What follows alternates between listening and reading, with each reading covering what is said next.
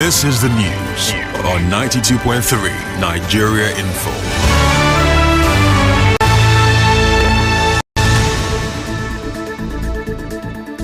Compliments of the season from 92.3 Nigeria Info FM. Collect your PVC and vote. Your vote is your voice. On the news this evening, police in Rivers State denies killing suspects in detention. NDLEA arrests, prosecutes over 20,000 drug traffickers.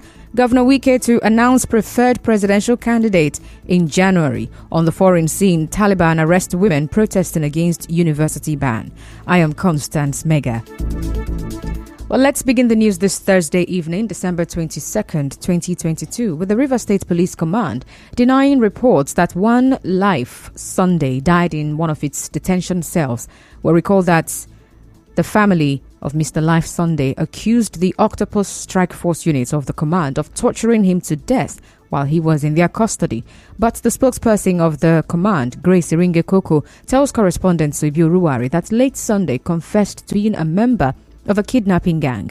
She said he died in a hospital after sustaining gunshot wounds during a gun battle between his gang members and the police at their hideout in the forest. SP Iringe Koko said a kidnapped victim was rescued and an AK-47 gun retrieved while other members of the kidnapping gang escaped. In the meantime, the Rivers State Police Command says the ban on the use of fireworks before, during and after Christmas and New Year celebrations is still in force across the state. The spokesperson of the command, Grace Iringe Koko, in a statement appealed to parents and guardians to advise their wards against using crackers and knockouts during the period. She also warned retailers of fireworks to stop sales, as any person or group of persons found disobeying the order would be arrested and prosecuted. In the meantime, the Nigeria Police Force says adequate measures have been put in place on all federal highways to guarantee the safety of all travelers during the Yuletide. Inspector General of Police Usman Al-Kalibaba disclosed this today in a statement issued by the Force Public Relations Officer Olumuyiwa Adejobi. The IGP ordered the mass deployment of police operatives to highways, rail lines, waterways, airports and at the various recreational centers to ensure the safety of all Nigerians. Where he also urged members of the public to be security conscious and report all suspicious activities to the nearest police station. The National Drug Law Enforcement Agency, NDLEA, says it has arrested and prosecuted over 20,000 drug traffickers across the country in the last 2 years. The NDLEA National Director, Media and Advocacy, Femi Babafemi, in a statement, said the years under review. The agency also seized over 100 million pills of pharmaceutical opioid, tramadol, and over 5,000 million kilograms of assorted illicit drugs worth over 400 billion naira. Mr. Babafemi said their efforts led to the conviction of over 3,000 offenders of different categories. He said the agency also destroyed more than 700 hectares of cannabis farms. Away from that now, Governor Nyesom Wike says the executive orders recently passed by the State House of Assembly should not be used as an excuse to say the state government is preventing opposition parties from campaigning in the state. Well, Governor Wike, who said this during the commissioning of the Rumo-Kurusi flyover today, said political activities or political parties should adhere to the executive orders before campaigning. He also said the 2023 general elections will retire some people. Let me also use this opportunity to advise those of them who say that they are brothers in Abuja. This election will confirm to us in Rivers State who are those that have influence to vote. Don't begin to tell them lies. Anybody stopping you know. All you are saying, if you want to use primary school, apply and pay the money. So all of them are running away, say, I want to jail them. If you commit offense, would you go to jail? This election will retire people in 2023. If they win us, we'll go. If we win them, they do what?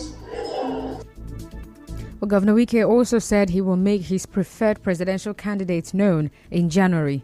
Not only will I tell them where they will vote, I will move from state to state and why they should vote for the people I think they should vote for. Nothing will happen. So all of you appearing on television, abusing me, don't waste your saliva again. January is a come. All those of you who are telling Nigerians you used to have 40 shoes, you have to have 50 wristwatches. Time has come to convert those shoes and wristwatches to vote. The leadership of the non-indigenous group in Okrika local government area of Rivers State has thrown their weights behind the governorship candidate of ADP in the state, Victor Fingesi, and other candidates of the party for victory in the 2023 elections. Well, some leaders of the group told newsmen at a formal reception into the party in Okrika that they are impressed with the track records and manifesto of the governorship candidate, Victor Fingesi, while the non-indigenous leaders, including the local government secretary, Isaiah Woche, a student representative, Wide Choice Abibo, and one of the women executives' favorites, James, expressed hope that the governorship candidate will create jobs for the youths and empower women when elected into office in 2023. We need a change of hand, and we need somebody that is visionary. From the manifesto, we got to find out that the ADP governorship candidate has a good thought and reasoning for the youths. So that's what prompted us. Things that he has said has motivated us to come out in our mass. Came here not because of the money, but deliberately we came out here to show our support to him. And the women of this group want to support all the aspirants that are coming out from ADP. We know that this government will also carry the women along.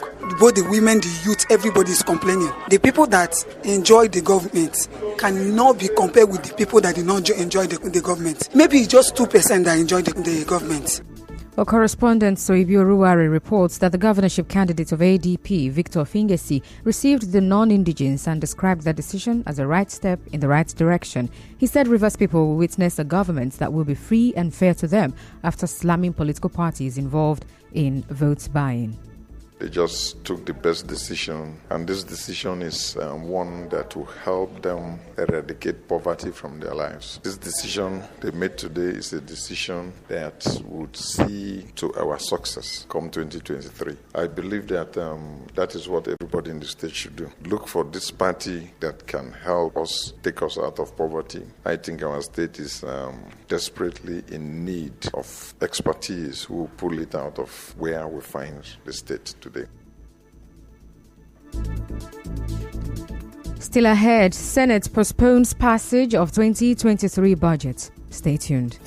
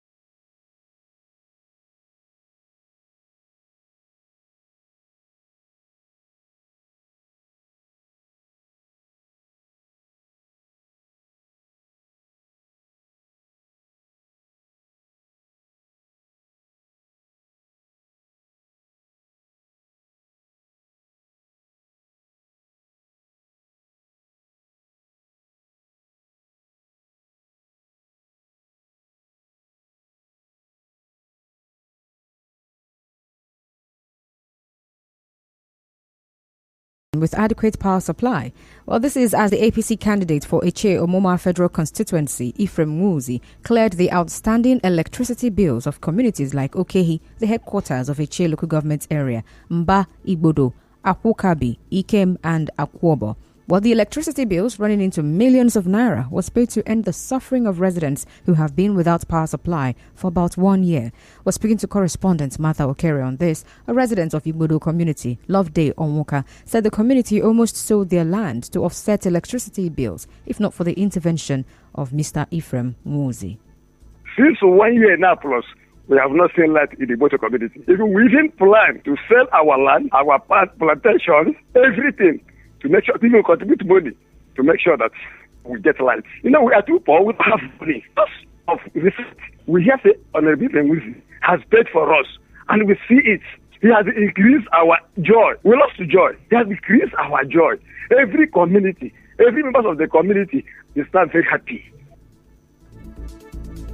Another resident from Mba community, Dekin Benson, said the power supply will improve the economic status of the community. Especially this area that is a rural area. Without light, we can do nothing. Everybody that uses one thing or the other here is light. But without this electricity, they use generators to power all these things, which takes a very chunk of money from them. But now that this light is being restored by this man, we are going to hear a sigh of relief in this particular part of the world.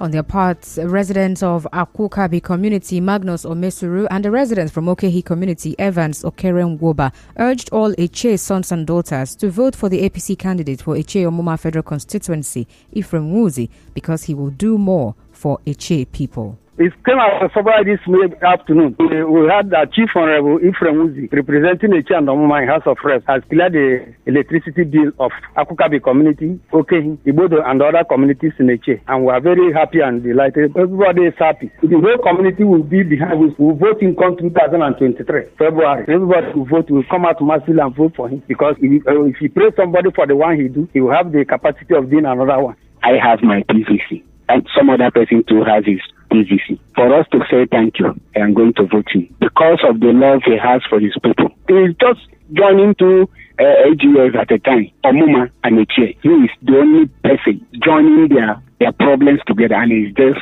solving all of them like that.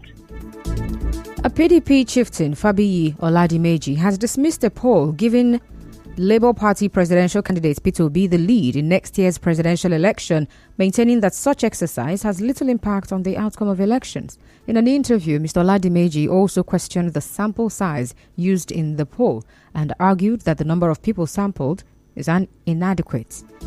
The Senate has postponed the passage of the 2023 budget and finance bill until next week, Wednesday. Senate President Ahmed Lawan made this known during plenary today. In business, the Deputy Governor of the Central Bank of Nigeria in charge of financial stability, Aisha Ahmad, says she doesn't know the amount of the new Naira notes the CBN printed and released for circulation on December 15. Well, she said this when she appeared before the House of Representatives to brief the House on the Apex Bank's cashless policy and cash withdrawal limits.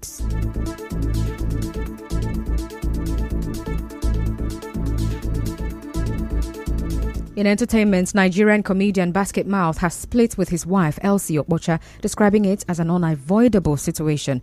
Well, he also said that both of them will continue to work together to give their children care, love and guidance that they need. In sports, the Super Eagles have ended the year as Africa's fifth best team after a disappointing 2022 that saw them fail to make the World Cup. And now, we'll bring you news from around the world.